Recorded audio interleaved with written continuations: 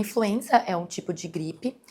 Nós temos casos, né, anuais de influenza e ele é espalhado principalmente na época sazonal de outono e inverno, que é onde estamos agora, e por contato respiratório entre as pessoas, né? Então, pessoas doentes acabam transmitindo através do contato ali respiratório próximo às outras pessoas. O resfriado comum, né, a gripe comum, ela pode ser causada por vários vírus. Nós temos uma infinidade de vírus que podem causar.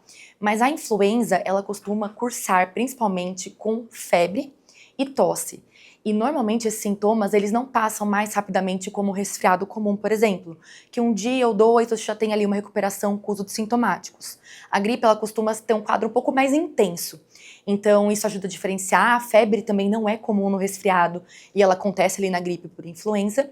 E nas pessoas que são mais vulneráveis, né, os grupos de risco, eles podem, inclusive, né, ter evoluções para quadros graves que demandem hospitalização. Então, eles podem ter ali uma falta de ar, evoluir também com quadros bacterianos secundários. Então, essa diferenciação, principalmente em crianças e idosos, é aquela criança que não consegue brincar, que fica mais inapetente, não consegue se alimentar bem. O idoso, a mesma coisa, né? O idoso que fica mais desanimado.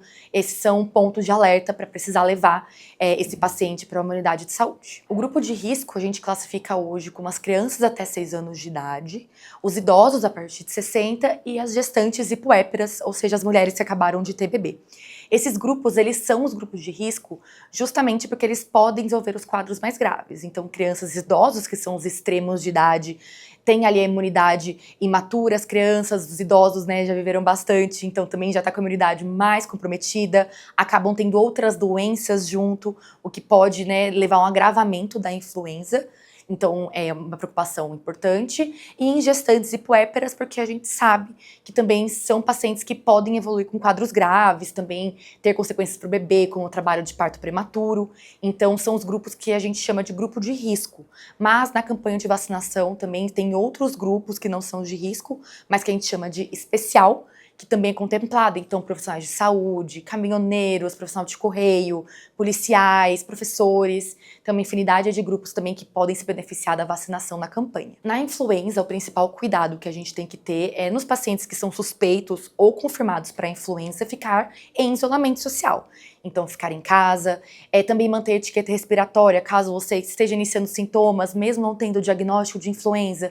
Então, ao tossir, cobrir a boca, usar máscara em ambientes públicos, evitar circular por muitos lugares, evitar também, por exemplo, visitar crianças pequenas ou ir para hospitais se você tiver com algum sintoma respiratório. Tudo isso vai evitar a transmissão, além também da higiene das mãos, que é super importante. E o tratamento, principalmente nesses grupos de risco, ele tem uma medicação, né, que é o Zetalmivir, que é um antiviral que pode ser usado. Precisa, claro, passar por uma consulta médica e ver se seu caso é um caso que precise fazer uso da medicação, mas ela está disponível amplamente para ser usada.